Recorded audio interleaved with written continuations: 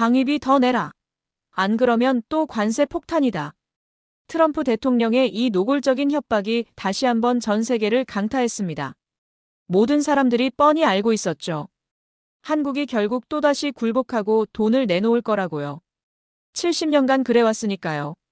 그런데 한국 대통령의 입에서 터져나온 한마디가 모든 걸 뒤집어 버렸습니다. 방위비뿐만 아니라 한국 기업들의 미국 투자 줄여야 합니다. 이건 선전포고였습니다. 그 순간 백악관 전체가 패닉에 빠졌고 전 세계는 경악했습니다. 더 이상은 못한다는 절규. 미국 앞에 떳떳이 맞선 한국. 도대체 한국이 쥐고 있던 게 뭐길래 미국이 수조 원 손실을 걱정하며 벌벌 떨기 시작한 걸까요? 이야기 시작하기 전에 좋아요와 구독 버튼 가볍게 한번 눌러주시면 저 감동 이야기 서은비에게 정말 따뜻한 격려가 됩니다. 지금 어디에서 이 영상을 시청하고 계신지 아래 댓글에 나눠주세요. 관세 협상해줬으니 한국은 이제 방위비를 더 내라. 그 순간 백악관 전체가 정적에 빠졌습니다. 트럼프 대통령의 요구는 언제나처럼 강압적이고 언제나처럼 일방적이었죠. 그런데 돌아온 답변은 백악관을 완전히 뒤집어 놓았습니다. 한국 대통령의 목소리는 그 어느 때보다 단호했죠. 방위비는 물론 한국 기업들의 미국 투자도 줄여야 합니다. 저는 제임스 워커입니다. 백악관 국가안보회의에서 동아시아 담당 선임보좌관으로 20년간 일해온 사람입니다. 트럼프 행정부 일기 때부터 한미 관계의 모든 협상을 직접 담당해왔죠. 솔직히 말씀드리자면 미국은 그동안 한국을 우리의 든든한 지갑 정도로 생각해왔습니다. 필요할 때마다 돈을 요구하면 투덜거리긴 해도 결국엔 내주는 나라. 그게 미국이 알던 한국이었습니다. 하지만 그날, 그 순간은 달랐습니다.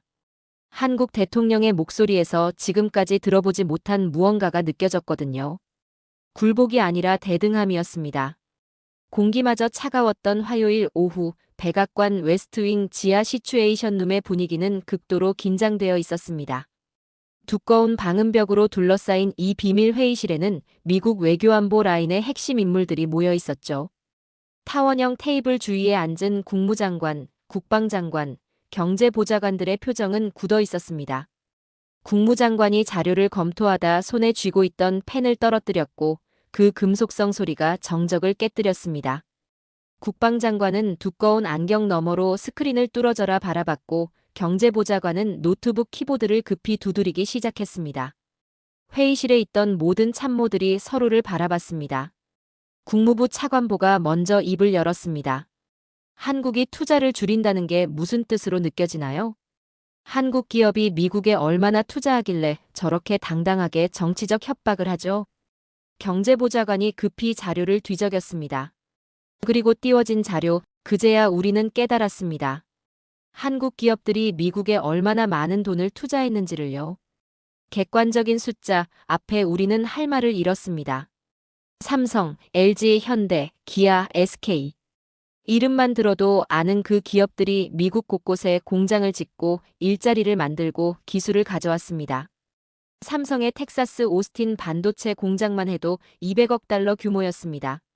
테일러시의 건설 중인 새 공장까지 합치면 400억 달러를 넘어섰죠. 현대차와 기아의 엘라베마 몽고메리 공장, 조지아 웨스트포인트 공장들, LG에너지솔루션의 미시간 홀랜드 배터리 공장과 오하이오 공장들, SK온의 조지아 투자까지 포함하면 총 규모가 130조 원을 넘어선다는 사실을 그때 처음 제대로 인식했죠. 그리고 저는 즉시 한국에게 큰 코 다쳤던 과거의 그날을 떠올렸습니다. 그 악몽 같던 날을요. 바로 몇 년 전 IRA 법안이 발효됐을 때 말입니다. 한국 전기차들이 갑자기 미국의 보조금 대상에서 제외됐었죠. 제외가 아니라 패싱이었습니다. 한국 기업에 대한 무시였죠. 그때 무슨 일이 일어났는지 기억하십니까? 제가 참모들에게 물었습니다. 경제보좌관이 당연하듯 답변했어요. 현대차와 기아의 미국 내 전기차 판매가 급감하지 않았겠습니까? 사실 그 당시 더 큰 문제는 따로 있었습니다. 이 때문에 한국 공장들이 멈춰섰고 LG에너지솔루션과 SK온이 공급하던 배터리가 큰 차질을 빚으면서 GM과 포드의 생산 라인까지 멈춰섰던 겁니다. 미국을 넘어 세계 자동차 회사들이 한국 기업 없이는 제대로 된 전기차를 만들 수 없다는 게 명확히 드러난 겁니다. 당시 월스트리트 저널은 헤드라인으로 내보냈죠. 미국 전기차 산업, 한국 배터리 없이는 마비. 미국이 제 무덤 팠다, 뒷수습 어쩌나. 그때 우리가 얼마나 당황했는지 아십니까? 그런데 미국 내 한국 기업의 투자와 영향력이 더 막강해진 지금은 어떨까요? 백악관 경제팀이 바로 비상회의를 소집했습니다. 상무부에서는 긴급 보고서를 올렸죠. 한국 기업들의 미국 내 기여도를 재평가해야 한다고요. 경제보좌관이 떨리는 목소리로 상황을 설명했습니다. 불과 몇 시간 만에 최신 자료가 정리되어 넘어왔죠. 현재 진행 중인 한국 기업 투자 프로젝트만 해도 수십 개입니다. 그런데 지금 바로 그 한국이 우리에게 말하고 있었습니다. 투자를 줄이겠다고요. 저는 그 순간 등골이 서늘해지는 걸 느꼈습니다. 만약 한국 기업들이 정말로 미국 투자를 줄인다면 어떻게 될까요? 텍사스와 조지아의 반도체 공장들은 어떻게 될까요? 엘라베마와 테네시의 자동차 공장들은 누가 운영할까요? 그곳에서 일하는 수만 명의 미국 노동자들은 어떻게 될까요? 더 중요한 건 방위비 문제였습니다. 한국이 방위비까지 줄여야 한다고 한 거죠. 이건 단순한 협상 카드용 발언이 아니었습니다. 진짜 실행 가능한 위협이었어요. 너무나 당연하게 생각해온 한국의 수긍. 우리가 지금까지 한국에게 요구해온 것들이 사실은 국제 기준에서 봤을 때 너무나도 말도 안 되는 거였어요. 회의실 분위기가 급격히 바뀌었습니다. 천장의 형광등이 차갑게 내리쬐는 가운데 에어컨 돌아가는 소리만 윙윙거렸습니다. 모든 참석자들의 얼굴이 창백해졌어요. 트럼프 대통령의 목소리가 다시 들렸지만 이번엔 조금 다른 톤이었습니다. 뭔가 계산하고 있다는 느낌이었죠. 국무장관이 마이크를 향해 몸을 기울였습니다. 대통령님, 상황을 정확히 파악해서 보고드리겠습니다. 저는 그때 깨달았습니다. 이번엔 정말 다르다는 걸요. 아니, 이번만큼은 미국이 다른 태도를 취해야 한다는 것을 말입니다. 한국은 더 이상 우리의 요구를 일방적으로 받아들이는 나라가 아니었습니다. 협상 테이블에서 조건을 거는 나라가 되어 있었어요. 그리고 그 조건이라는 게 우리가 감당하기 어려운 수준이었습니다. 손바닥에 식은땀이 흐르는 걸 느끼며 저는 깨달았습니다. 미국이 한국에 대해 근본적으로 잘못 알고 있었다는 사실을요. 회의가 끝난 후 저는 급히 다시 한번 자료를 찾아봤습니다. 한국의 현재 위치를 정확히 파악해야 했거든요. 그리고 충격적인 사실들을 발견했습니다. 한국은 이미 우리가 생각하는 그 나라가 아니었어요. 그날 밤 저는 사무실에 홀로 남아 과거 보고서들을 뒤적였습니다. 그리고 2022년 8월 16일, 바로 그날을 다시 파헤쳐 보기로 했습니다. 인플레이션 감축법, IRA가 발효된 바로 그날 말입니다. 책상 위에 쌓인 두꺼운 파일들 사이에서 그때의 긴급 보고서를 찾아냈습니다. 표지에는 빨간 글씨로 긴급이라고 적혀 있었죠. 그 보고서를 펼치는 순간 그날의 악몽이 생생하게 되살아났습니다. IRA 법안은 처음엔 완벽한 미국의 전략적 승리처럼 보였습니다. 미국 내에서 생산되는 전기차에만 $7,500 보조금을 주겠다는 내용이었죠. 쉽게 말해 한국 기업도 미국 본토에 막대한 투자를 해서 기술도 공유하고 미국에서 만들어서 팔아라였습니다. 우리는 너무나도 쉽게 생각했습니다. 이제 외국 기업들이 짐 싸들고 미국으로 올 수밖에 없을 거라고요. 특히 높은 기술력을 가진 한국 기업들 말입니다. 하지만 현실은 전혀 달랐습니다. 법안이 발효된 지 불과 며칠 만에 상황이 급변했어요. 현대차와 기아의 미국 내 전기차 판매가 급락하기 시작했습니다. 아이오닉 5, EV6 같은 인기 모델들이 갑자기 보조금 대상에서 제외됐거든요. 하지만 진짜 문제는 따로 있었습니다. 저는 그때의 긴급 상황실 회의를 생생하게 기억합니다. 상무부 차관이 급히 들어와서 말했죠. GM 볼트 EUV 생산 라인이 멈춰섰습니다. 회의실이 순식간에 술렁였어요. 저는 즉시 물었습니다. 이유가 뭡니까? LG 에너지 솔루션 배터리 공급에 차질이 생겼습니다. 그때야 우리는 상황의 심각성을 깨달았어요. 포드도 마찬가지였습니다. 머스탱 마하이와 F-150 라이트닝의 생산 스케줄이 연기됐어요. SK온에서 공급받던 배터리 물량에 문제가 생겼기 때문이었죠. 경제보좌관이 급히 자료를 찾아서 보고했습니다. GM은 배터리의 80% 이상을 LG에서 공급받고 있습니다. 저는 믿을 수가 없었어요. 80%나 됩니까? 네, 포드도 SK온 의존도가 60%를 넘어섭니다. 그제야 우리는 깨달았습니다. 미국 전기차 산업의 핵심 부품은 한국 기업들의 손에 달려있다는 사실을요. 문제는 배터리만이 아니었습니다. 델파이, 보그워너 같은 미국 자동차 부품업체들이 줄줄이 비상사태를 선언했어요. 한국에서 수입하던 핵심 부품들의 공급이 불안정해졌기 때문입니다. 월스트리트 저널이 9월 첫째 주에 일면 톱기사로 다뤘죠. 미국 전기차 산업, 한국 없이는 마비 상태. 뉴욕타임스는 더 직설적이었습니다.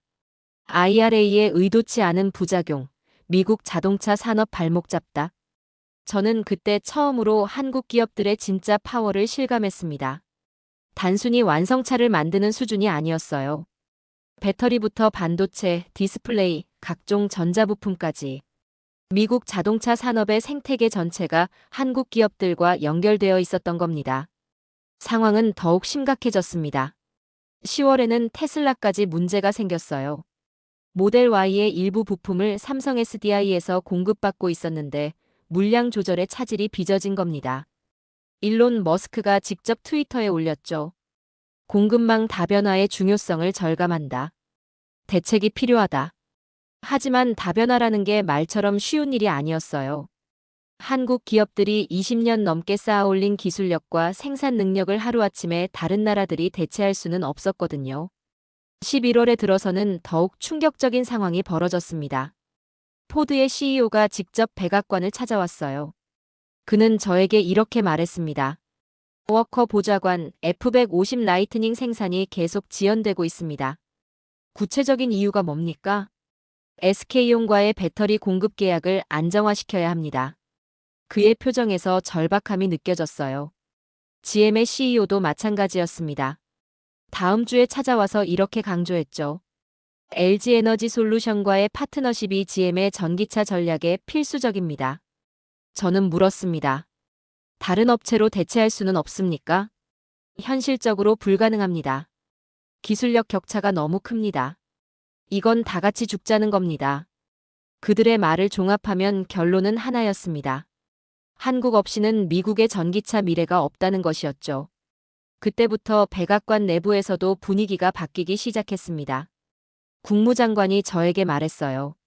한국에 대한 압박보다는 협력 방안을 모색해야 할 때 같습니다. 하지만 그때도 트럼프 대통령의 생각은 달랐습니다. 화상회의에서 그는 여전히 이렇게 주장했거든요. 한국이 특히 더 많은 돈을 내야 한다.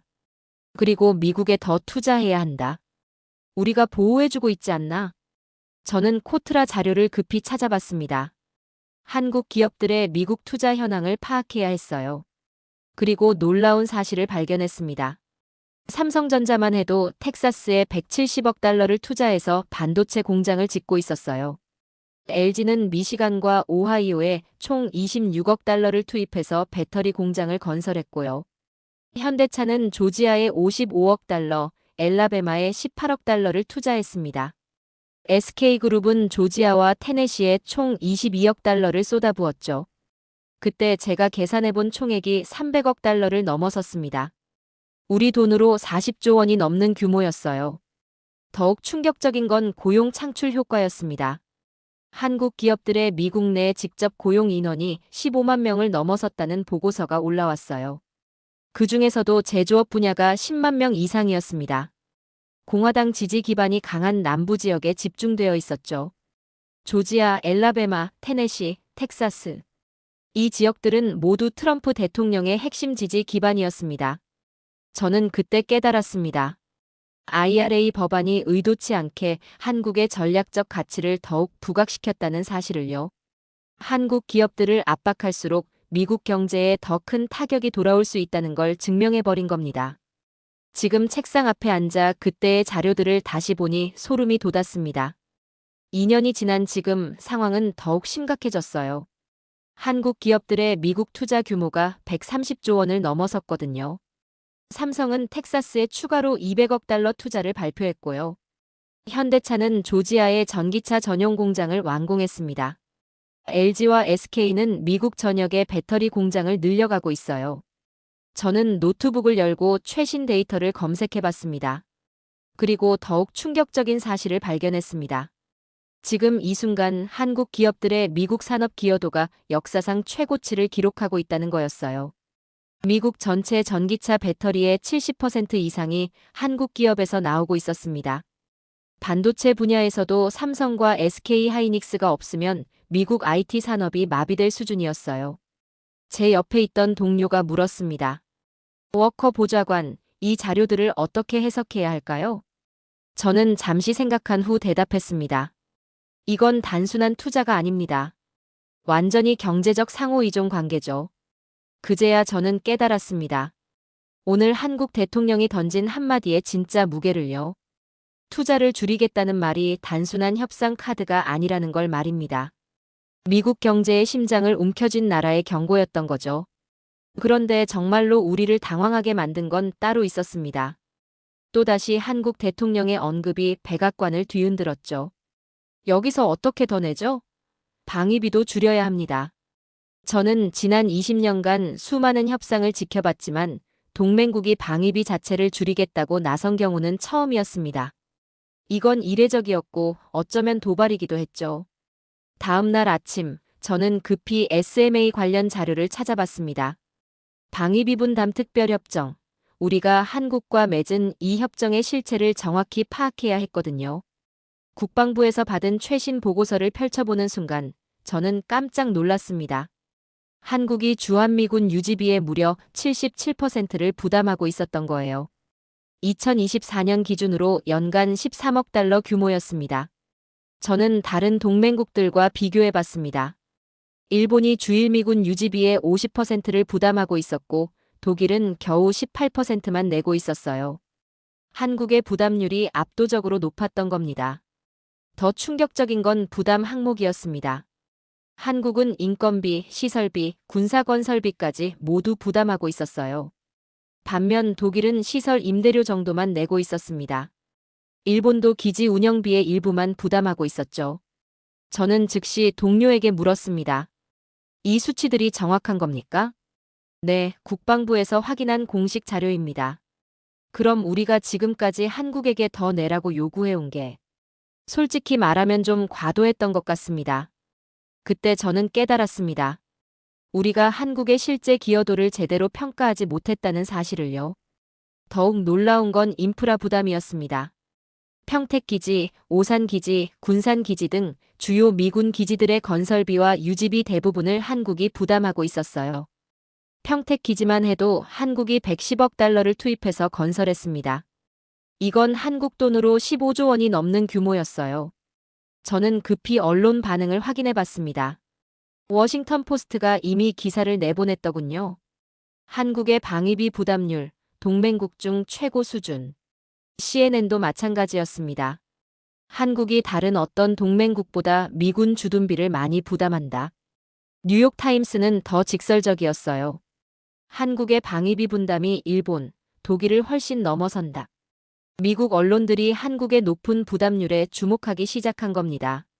저는 브루킹스 연구소의 보고서도 찾아봤습니다.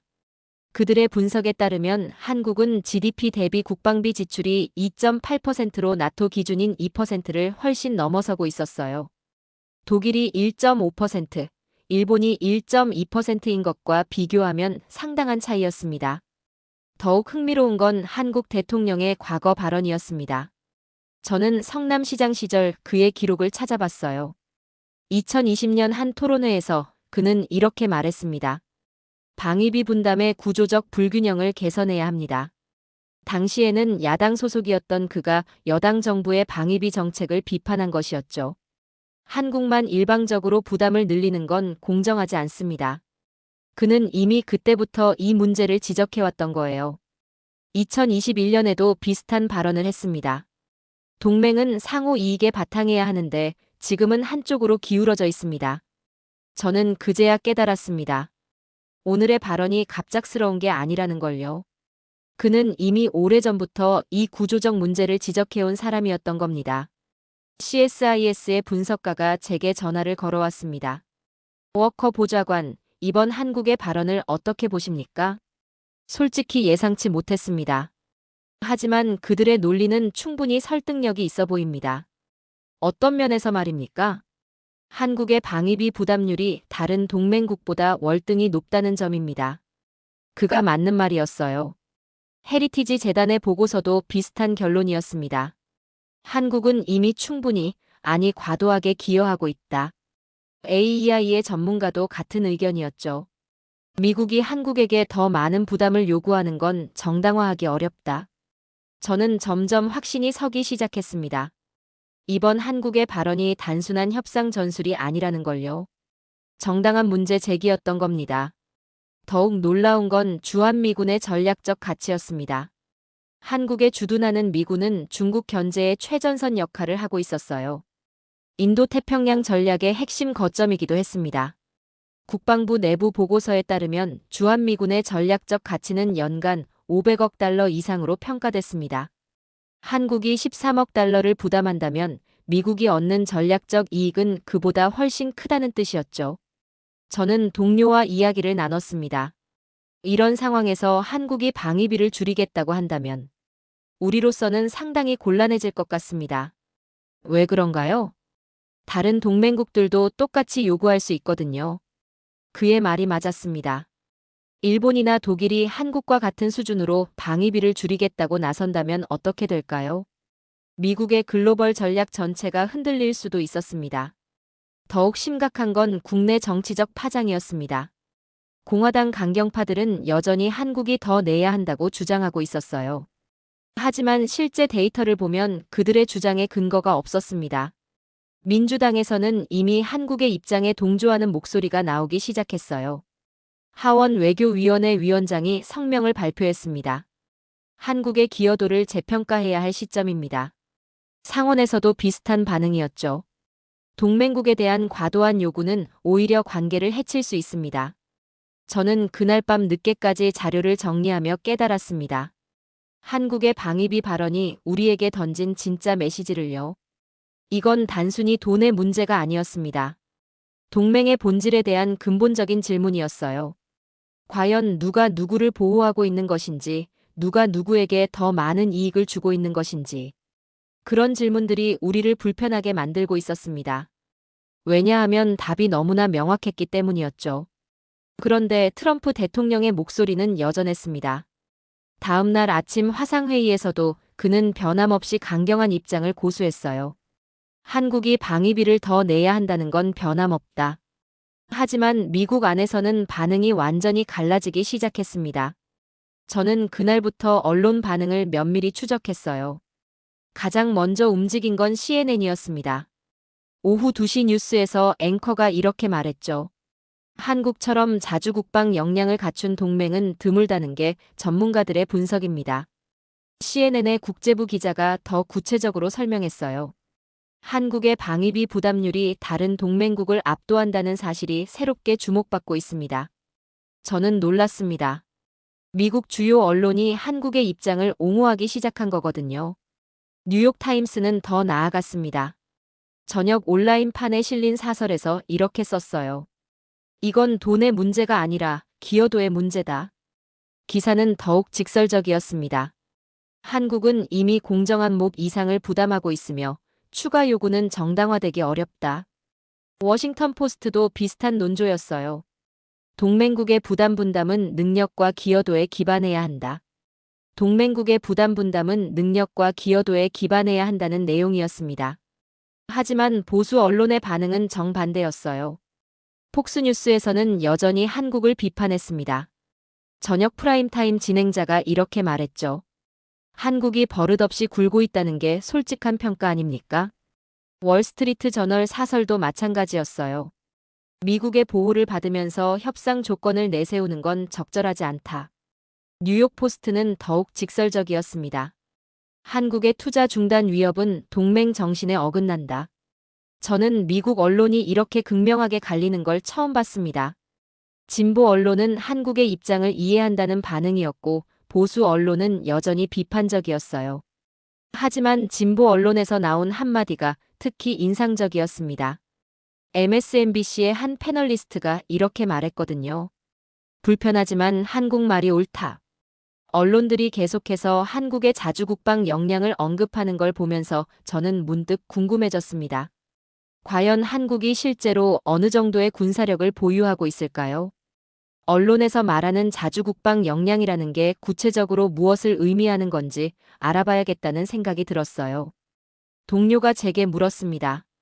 워커 보좌관, 언론에서 계속 한국의 군사력을 언급하는데 우리가 파악하고 있는 수준이 정확한 건가요?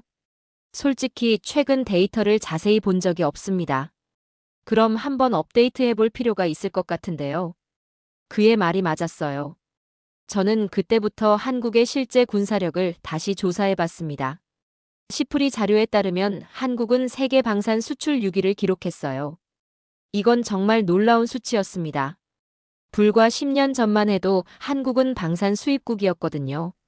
그런데 지금은 세계 6위의 무기 수출국이 되어 있었던 겁니다. 더욱 놀라운 건 수출 품목이었어요. K9 자주포, T-50 고등훈련기, 수리온 헬기 등이 전 세계로 나가고 있었습니다. 특히 K9 자주포는 폴란드가 1000대 이상 주문했어요. 이건 역사상 최대 규모의 방산 수출 계약 중 하나였습니다. 저는 동료에게 물었습니다. 한국이 언제부터 이렇게 강한 방산 업체가 됐습니까? 2010년대부터 급성장했습니다. 특히 우크라이나 전쟁 이후 주문이 폭증했어요. 그럼 이제 한국을 단순한 방위비 부담국으로만 볼 수 없겠네요. 맞습니다. 오히려 글로벌 안보에 기여하는 파트너로 봐야 할 것 같습니다. 더욱 충격적인 건 한국의 전략자산 보유 현황이었습니다. F-35 스텔스 전투기 40대를 이미 도입 완료했고 추가로 20대를 더 주문한 상태였어요. 이지스함도 3척을 운용하고 있었습니다. SLBM 잠수함 발사 탄도미사일까지 보유하고 있었죠. 이 정도면 동북아시아에서 독자적인 억제력을 갖춘 수준이었습니다. 저는 국방부 보고서를 다시 찾아봤어요. 한국군의 단독 작전 수행 능력이 상당한 수준에 도달했다는 평가가 나와 있었습니다. 을지 프리덤실드 훈련에서도 한국군이 주도적 역할을 했어요. CSIS의 분석가가 제게 전화를 걸어왔습니다. 워커 보좌관, 한국의 군사력 발전 속도를 어떻게 평가하십니까? 솔직히 예상보다 훨씬 빨랐습니다. 이제 미국이 한국 없이 아시아 질서를 유지할 수 있을까요? 현실적으로 어려울 것 같습니다. 그의 질문이 핵심을 찔렀어요.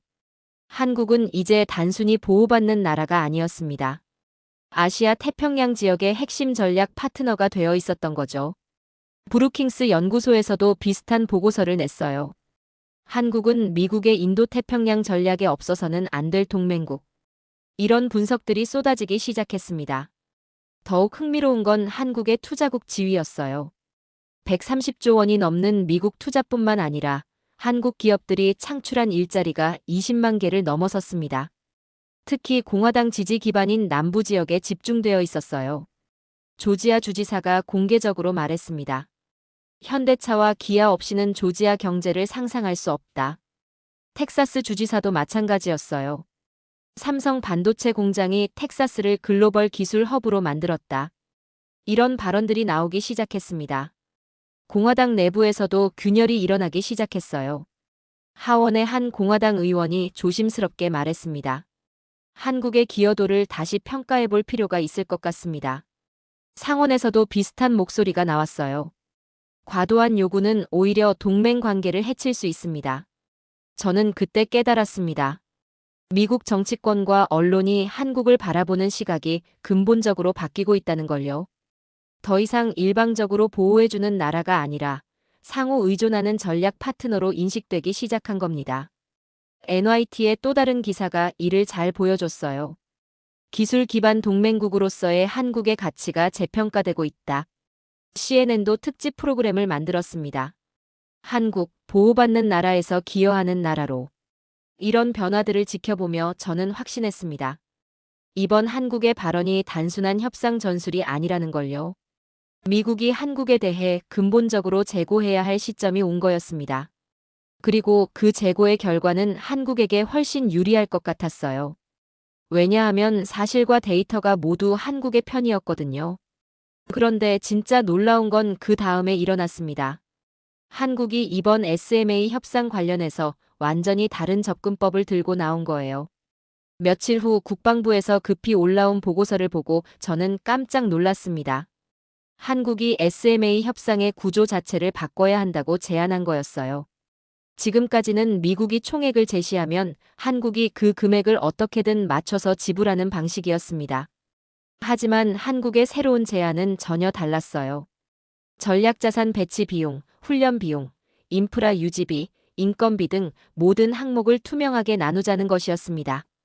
국방부 담당자가 제게 설명했어요.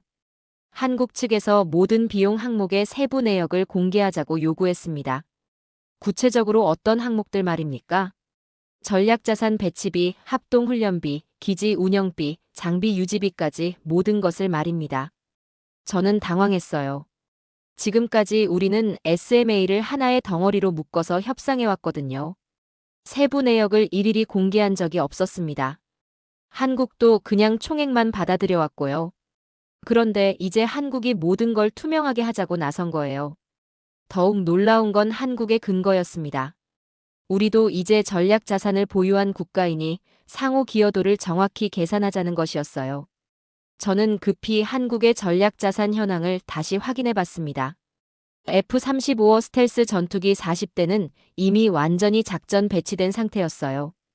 이지스함 3척도 모두 운용 중이었습니다. SLBM 잠수 한발 사탄 도미사일 시스템까지 갖춘 상태였죠. 더욱 충격적인 건 한국군의 독자 작전 능력이었습니다. 을지 프리덤 실드 훈련에서 한국군이 주도적 역할을 했다는 보고서가 있었어요. 태극 훈련에서도 마찬가지였습니다. 이제 한국군은 단독으로도 상당한 수준의 작전을 수행할 수 있게 된 거예요. 국방부 분석관이 제게 말했습니다. 한국의 제안대로 하면 우리가 오히려 곤란해질 수 있습니다. 왜 그렇습니까? 한국이 제공하는 전략적 가치를 정확히 계산하면 13억 달러보다 훨씬 클 가능성이 높습니다. 그의 말이 맞았어요. 주한미군이 한국의 주둔함으로써 얻는 전략적 이익을 계산해보면 엄청난 규모였거든요. 중국 견제의 최전선 기지로서의 가치만 해도 연간 수백억 달러 수준이었습니다. 인도태평양 전략의 핵심 거점으로서의 가치는 더욱 컸어요. 한국 측 협상단이 더욱 구체적인 제안을 해왔습니다. 평택 기지 건설비 110억 달러에 대한 감가상각비 계산을 요구한 거예요. 우리가 건설한 기지를 미군이 사용하고 있으니 임대료를 계산해보자는 것이었습니다. 저는 깜짝 놀랐어요. 지금까지는 한국이 기지를 지어주면 미군이 그냥 사용하는 게 당연하다고 생각했거든요. 하지만 한국의 논리도 일리가 있었습니다. 다른 나라에서는 미군이 기지 임대료를 지불하는 경우도 있었으니까요. 국무부에서 급히 대응 방안을 검토했습니다. 담당자가 제게 전화를 걸어왔어요. 워커 보좌관, 한국의 새로운 제안을 어떻게 받아들여야 할까요? 솔직히 예상치 못한 방향입니다. 거부할 수 있을까요? 논리적으로는 거부하기 어려울 것 같습니다. 왜냐하면 한국의 요구가 투명성과 공정성에 기반하고 있었거든요. 비용을 투명하게 공개하고 상호 기여도를 정확히 계산하자는 건 지극히 합리적인 제안이었어요. 더욱 중요한 건 한국의 협상력이 예전과 완전히 달라졌다는 점이었습니다. 이제 한국은 단순히 보호받는 나라가 아니었어요. F-35를 운용하고 이지스함을 보유하고 SLBM까지 갖춘 전략자산 보유국이었습니다. 게다가 세계 6위의 방산 수출국이기도 했죠. 한국이 글로벌 안보에 기여하는 수준이 과거와는 비교할 수 없을 정도로 높아진 거예요. 브루킹스 연구소의 분석이 이를 잘 보여줬습니다. 한국의 군사력은 이제 지역 안정의 핵심 요소가 되었다. CSIS도 비슷한 평가를 내렸어요. 한국 없이는 동북아시아 균형이 불가능하다. 저는 그때 깨달았습니다. 한국이 이번 협상에서 보여주는 건 단순한 조건 변경이 아니라는 걸요. 동맹 관계의 패러다임 자체를 바꾸려는 시도였던 겁니다. 지금까지는 미국이 일방적으로 조건을 제시하고 한국이 받아들이는 구조였어요. 하지만 이제는 양국이 대등하게 협상하는 구조로 바뀌고 있었던 거죠. 더욱 놀라운 건 한국의 준비 수준이었습니다. 모든 제안이 치밀하게 계산되어 있었어요. 전략자산 가치 평가, 기지 사용료 계산, 훈련 기여도 분석까지. 한국이 얼마나 오랫동안 이를 준비해 왔는지 알 수 있었습니다. 국방부 내부에서도 의견이 갈렸어요. 일부는 한국의 요구를 받아들이기 어렵다고 했지만 다른 일부는 합리적이라고 평가했습니다. 한 분석관이 저에게 말했어요. 사실 우리가 한국에게 더 많이 의존하고 있는 상황입니다. 어떤 면에서 그렇습니까? 전략적 위치, 기술력, 경제력 모든 면에서 한국의 가치가 크게 올라갔어요. 그의 분석이 정확했어요. 한국은 더 이상 일방적으로 도움을 받는 나라가 아니었습니다. 상호 이익을 추구하는 전략적 파트너가 되어 있었던 거죠. 그리고 이번 SMA 협상에서 그 변화가 명확하게 드러나고 있었어요. 한국이 제시한 새로운 협상 방식은 향후 모든 동맹국과의 관계에도 영향을 미칠 수 있었습니다. 일본, 독일, 다른 나토 국가들도 한국과 같은 방식을 요구할 수 있었거든요. 저는 그날 밤 늦게까지 자료를 정리하며 생각했습니다. 이번 한국의 제안이 단순한 협상 전술이 아니라는 걸 확신했어요. 한국이 진정으로 원하는 건 대등한 동맹 관계였던 겁니다. 그리고 그들에게는 그럴 만한 충분한 자격이 있었습니다. 그리고 전시작 정권 전환에 대한 문제도 곧바로 언급됐죠. 며칠 후 펜타곤에서 올라온 보고서를 보고 저는 또 한 번 놀랐습니다. 한국이 CMETL 조건을 모두 충족했다는 내용이었거든요. CMETL이란 전시작 정권 전환을 위한 핵심 군사 능력 목록을 말합니다. 한국이 이 조건들을 모두 만족시켰다는 건 역사적인 일이었어요. 국방부 담당자가 제게 상세히 설명했습니다. 한국군의 독자적 지휘 통제 능력이 완성 단계에 도달했습니다. 구체적으로 어떤 부분이 개선됐습니까? 정보 수집, 감시 정찰, 타격 능력 모든 면에서 기준을 넘어섰습니다. 저는 믿기 어려웠어요. 불과 몇 년 전만 해도 한국군의 독자 작전 능력에 대해 회의적이었거든요. 하지만 지금은 완전히 달랐습니다. 을지 프리덤 실드 훈련에서 한국군이 보여준 성과가 이를 증명했어요. 한국군이 주도적으로 작전을 계획하고 실행했습니다. 미군은 오히려 지원 역할에 머물렀어요. 태극 훈련에서도 마찬가지였습니다. 한국군 단독으로 수행한 시뮬레이션에서 놀라운 결과를 보여줬거든요. 펜타곤의 분석관이 제게 말했어요. 솔직히 예상보다 훨씬 빨리 준비가 완료됐습니다. 그럼 전시작 정권 전환이 현실적으로 가능하다는 뜻입니까? 기술적으로는 이미 준비가 끝났다고 봐야 합니다. 이건 단순한 군사 문제가 아니었어요. 전시작 정권 전환은 한국의 완전한 군사주권 회복을 의미했습니다. 70년 넘게 미군이 갖고 있던 한반도 작전 지휘권을 한국이 가져오는 거였어요. 하지만 더 중요한 건 그 상징적 의미였습니다. 한국이 이제 진정한 의미에서 자주국방 국가가 된다는 것이었죠. 국방백서에서도 이미 명시하고 있었어요. 2025년까지 전시작 정권 전환 완성이라는 목표 말입니다.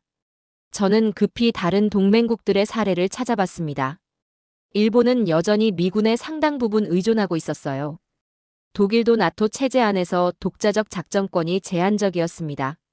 한국만큼 완전한 작전권 전환을 추진하는 나라는 드물었어요. 더욱 놀라운 건 한국의 준비 수준이었습니다.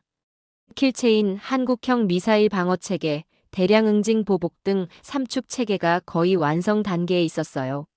F-35어 스텔스 전투기와 이지스함, SLBM까지 갖춘 상태였습니다. 이 정도면 북한뿐만 아니라 지역 내 어떤 위협에도 독자적으로 대응할 수 있는 수준이었어요. CSIS의 한반도 전문가가 제게 전화를 걸어왔습니다. 워커 보좌관, 한국의 전시작 정권 전환을 어떻게 보십니까? 불가피한 수순인 것 같습니다. 미국에게는 어떤 의미일까요? 솔직히 복잡한 심경입니다. 정말 복잡했어요.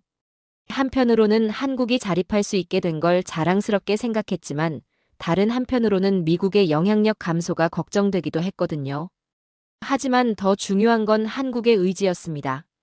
이번 SMA 협상과 투자 재검토 발언을 보면 한국이 진정으로 대등한 동맹 관계를 원한다는 게 명확했어요.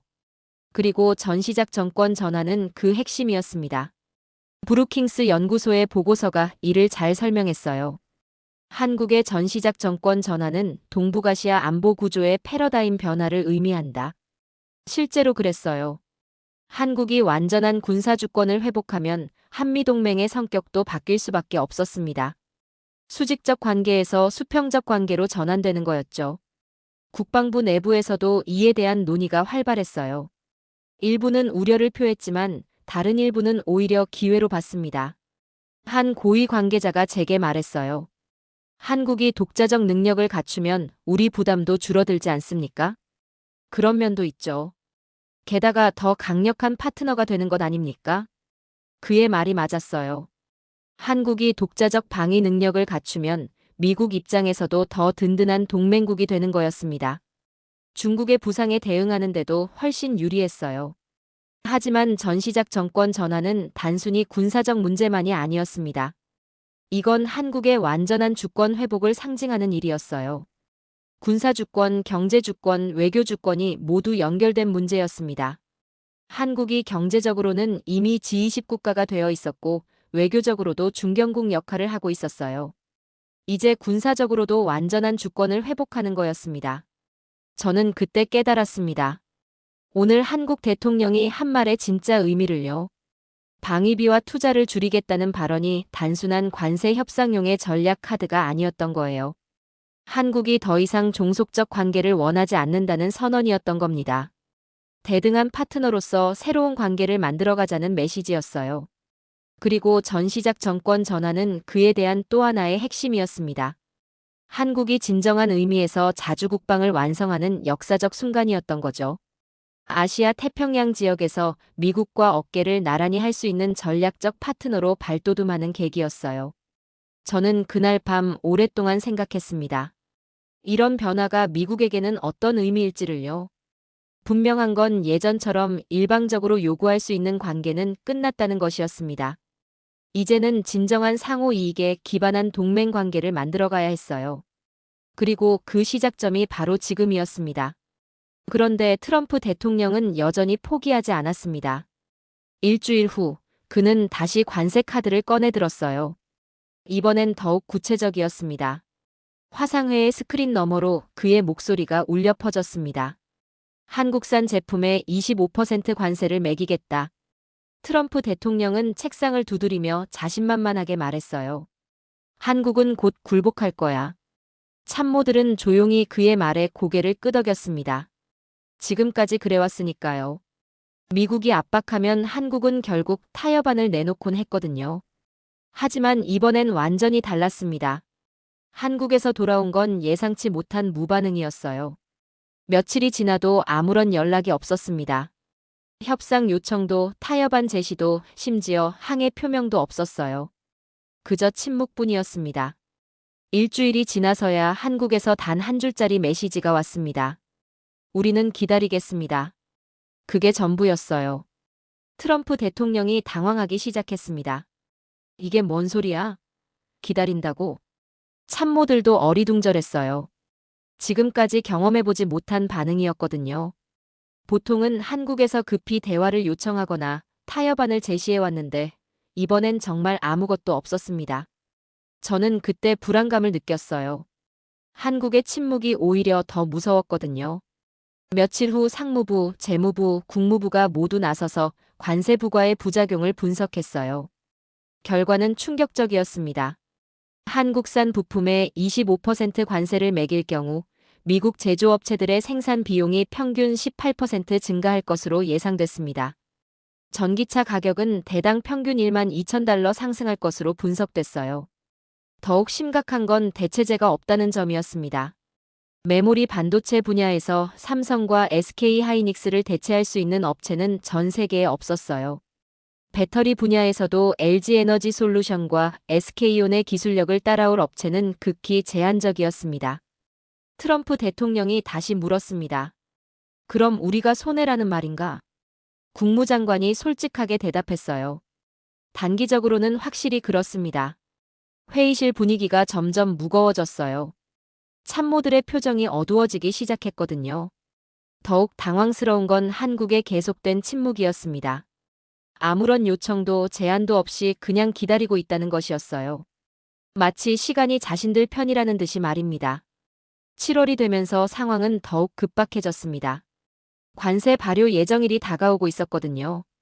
하지만 한국은 여전히 움직이지 않았어요. 오히려 다른 나라들과의 무역 협정을 확대하고 있다는 소식이 들려왔습니다. 유럽연합과의 반도체 협력 확대, 일본과의 배터리 기술 공유, 동남아시아 투자 증대. 한국이 미국 의존도를 줄이는 방향으로 움직이고 있었던 거예요. 협상 마감일을 하루 앞둔 상황에서 백악관은 완전히 다른 결론에 도달했습니다. 한국과의 정면 충돌은 미국에게 더 큰 손실이라는 것이었어요. 저는 그날 밤 늦게까지 협상팀과 함께 대안을 모색했습니다. 경제보좌관이 제안했어요. 관세율을 낮추는 방향으로 가야 할 것 같습니다. 15% 정도면 어떨까요? 그때야 한국에서 구체적인 조건이 나왔습니다. 350억 달러 규모의 미국 투자와 100억 달러의 에너지 구매를 제시한 거예요. 대신 관세율을 15%로 낮춰달라는 것이었습니다. 처음엔 터무니없다고 생각했어요. 하지만 자세히 계산해보니 미국에게도 나쁘지 않은 조건이었습니다. 350억 달러 투자는 약 30만 개의 일자리를 창출할 것으로 예상됐어요. 100억 달러 에너지 구매는 미국 시엘가스 업체들에게 큰 호재였습니다. 더 중요한 건 이것이 일방적 양보가 아니라는 점이었어요. 한국도 15% 관세를 받아들이는 대신 대규모 투자와 구매를 약속한 거였습니다. 그런데 놀라운 건 그 구조였어요. 한국 기업들에게도 충분한 이익이 되도록 설계되어 있었던 겁니다. 투자는 한국 기업들의 미국 시장 점유율 확대로 이어질 것이었고, 에너지 구매는 한국의 에너지 안보에도 도움이 되는 것이었어요. 진정한 의미의 양방향 이득 구조였던 거죠. 7월 30일 새벽, 드디어 협상이 타결됐습니다. 미국이 먼저 손을 내민 것이었어요. 트럼프 대통령이 마지막에 말했어요. 한국은 협상 가능한 전략 파트너다. 그 한마디가 모든 걸 요약했습니다. 더 이상 일방적으로 요구할 수 있는 대상이 아니라 대등하게 협상하는 파트너로 인식하기 시작한 거였어요. 외신들의 반응은 더욱 놀라웠습니다. 로이터는 이렇게 보도했어요. 한국이 일본과 EU보다 더 유리한 조건을 확보했다. 월스트리트 저널도 비슷한 분석을 내놓았습니다. 한국이 일본이나 유럽연합보다 더 좋은 조건으로 협상을 마무리했다. 파이낸셜 타임즈는 더욱 직설적이었습니다. 한국의 경제 외교가 새로운 차원에 도달했다. BBC는 이렇게 평가했어요. 한국은 더 이상 밀리는 나라가 아니다. 그들은 협상을 지배한다. CNN도 특집 방송을 내보냈어요. 한국이 미국의 전략적 경제 파트너로 부상했다. 저는 그때 깨달았습니다. 이번 협상의 진짜 의미를요. 한국이 침묵으로 보여준 건 단순한 무대응이 아니었어요. 자신들의 가치를 정확히 알고 있다는 자신감의 표현이었던 겁니다. 급하게 타협하지 않고 기다릴 수 있는 여유, 그리고 결국 상대방이 먼저 양보하게 만드는 협상력. 이 모든 것이 한국의 새로운 위상을 보여주는 것이었어요. 더 이상 일방적으로 요구를 받아들이는 나라가 아니라 상호 이익을 추구하는 성숙한 파트너가 된 거였죠. 그리고 이 모든 변화가 단 하루 만에 이루어졌다는 게 더욱 놀라웠어요. 협상 마감일 하루 전에 모든 것이 극적으로 타결된 거였습니다. 이번 협상이 가져온 변화는 단순한 무역 조건 개선을 훨씬 넘어서는 것이었습니다. 미국 전체가 한국을 바라보는 시각이 근본적으로 바뀌기 시작한 거예요. 협상 타결 직후 백악관에서 열린 브리핑에서 국무장관이 이렇게 말했습니다. 한국은 이제 우리의 핵심 전략 파트너입니다. 단순한 동맹국이 아니라 전략 파트너라는 표현이었어요. 이건 엄청난 변화였습니다. 지금까지 미국이 한국을 표현할 때 쓰던 말은 주로 동맹국 또는 우방국 정도였거든요. 하지만 이제는 전략 파트너라는 완전히 다른 차원의 용어를 사용하기 시작한 거였습니다. 저는 그 의미를 정확히 파악하기 위해 국무부 내부 문서들을 찾아봤어요. 놀라운 사실들이 줄줄이 나왔습니다. 한국이 G20에서 글로벌 공급망 재편을 주도하고 있다는 분석이 있었어요. 반도체, 배터리, 첨단 소재 분야에서 한국이 핵심 역할을 하고 있다는 내용이었습니다. 더욱 놀라운 건 나토와의 관계였어요. 한국이 나토 사이버 방어센터와 직접 협력하고 있었고, 우크라이나 지원에서도 독자적 역할을 하고 있었습니다. K9 자주포 지원부터 시작해서 의료진 파견, 인도적 지원까지. 한국의 기여 범위가 동북아시아를 넘어 글로벌 차원으로 확장되고 있었던 거예요. IPEF 인도태평양 경제 프레임워크에서도 한국의 위상이 크게 달라졌습니다. 처음엔 단순한 참여국 중 하나였는데 이제는 핵심 의사결정국으로 자리 잡았어요. 특히 공급망 회복력과 청정에너지 전환 분야에서 한국이 주도적 역할을 하고 있었습니다. 펜타곤의 분석관이 제게 말했어요. 한국 없이는 인도태평양 전략 자체가 불가능합니다. 구체적으로 어떤 면에서 그렇습니까? 지정학적 위치, 기술력, 경제력 모든 면에서 핵심이에요. 정말 그랬어요. 중국의 부상에 대응하는 미국의 전략에서 한국은 이제 빼놓을 수 없는 요소가 되어 있었습니다. 단순히 미군이 주둔하는 기지 역할을 넘어서 독자적인 억제력을 갖춘 전략적 파트너로 발전한 거였어요. CNN에서 특집 다큐멘터리를 제작했습니다. 한국, 아시아의 새로운 균형추라는 제목이었어요. 프로그램에서 전문가들이 한 목소리로 말했습니다. 한국 없이 아시아 안보는 없다. 뉴욕타임스도 일면 기사로 다뤘어요. 한국이 글로벌 규칙을 바꾸고 있다는 제목의 기사였습니다. 기사 내용이 정말 인상적이었어요. 한국이 단순히 기존 질서에 편입되는 게 아니라 새로운 규칙을 만들어가고 있다는 분석이었습니다. 경제에서는 반도체와 배터리 분야의 글로벌 스탠다드를 선도하고 있고 안보에서는 중견국 외교의 새로운 모델을 제시하고 있다는 내용이었어요. 워싱턴 포스트는 더욱 직설적이었습니다. 한국은 이제 규칙을 따르는 나라가 아니라 규칙을 만드는 나라다. 이런 평가들을 보면서 저는 정말 놀랐어요. 불과 몇 달 전만 해도 한국을 방위비나 더 내는 나라 정도로 생각했는데 이제는 완전히 다른 차원에서 평가받고 있었거든요. 브루킹스 연구소에서 흥미로운 보고서를 냈습니다. 한국의 부상과 동북아시아 질서 변화라는 제목이었어요. 보고서의 핵심 내용은 이랬습니다. 한국이 단순한 중견국을 넘어서 지역 강국으로 부상하고 있으며 이것이 전체 아시아 태평양 지역의 균형을 바꾸고 있다는 것이었습니다. 특히 주목할 점은 한국의 소프트 파워였어요. K-팝, K-드라마를 넘어서 이제는 K-방산, K-배터리, K-반도체까지. 한국의 영향력이 문화에서 시작해서 경제와 안보전 영역으로 확산되고 있었던 겁니다. 헤리티지 재단의 분석가가 제게 전화를 걸어왔어요. 워커 보좌관, 한국의 변화를 어떻게 평가하십니까? 솔직히 예상을 훨씬 뛰어넘었습니다. 미국에게는 어떤 의미일까요? 이제 진정한 파트너를 얻은 것 같습니다. 정말 그런 기분이었어요. 지금까지는 미국이 일방적으로 보호하고 지원하는 관계였다면 이제는 서로 도움을 주고받는 진정한 파트너십이 시작된 것 같았거든요. 국방부에서도 비슷한 평가를 내렸어요. 한국의 독자적 방위 능력이 미국의 전략적 부담을 크게 줄여주고 있다는 분석이었습니다. 동시에 한국의 첨단 기술이 미군의 전력 향상에도 기여하고 있다는 내용이었어요.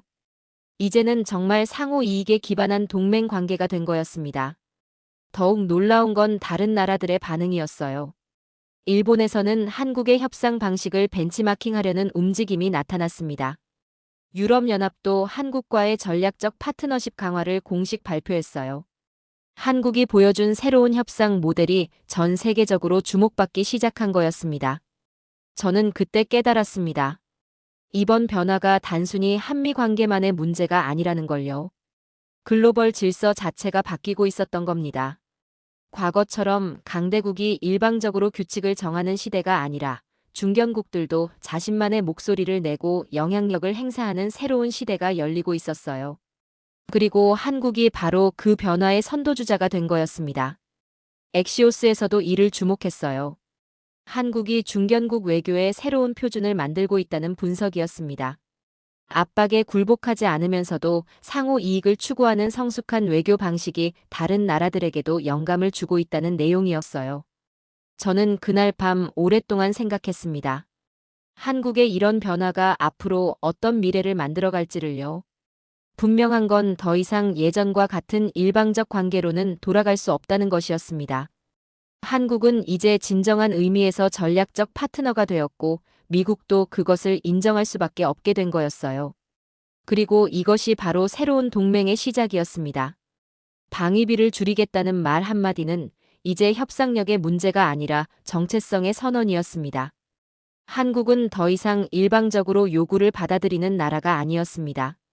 전략을 짜고 기준을 세우고 동맹의 방향을 결정하는 나라가 되어 있었죠. 70년 동맹 역사상 처음으로 한국이 주도권을 잡은 순간이었습니다. 그리고 그 변화는 단순히 경제나 군사의 문제를 넘어서 우리나라의 진정한 위상을 보여주는 역사적 순간이기도 했어요. 가난했던 나라에서 세계를 이끄는 나라로, 도움을 받던 나라에서 도움을 주는 나라로, 규칙을 따르던 나라에서 규칙을 만드는 나라로 발전한 대한민국의 놀라운 성장을 확인할 수 있었습니다. 이제 세계는 한국을 새로운 눈으로 바라보고 있습니다. 더 이상 보호받는 나라가 아니라 함께 미래를 만들어가는 진정한 파트너로 말입니다. 한국이 보여준 당당하고 성숙한 외교의 힘을 볼 수 있었던 오늘의 이야기를 함께 해주셔서 감사합니다.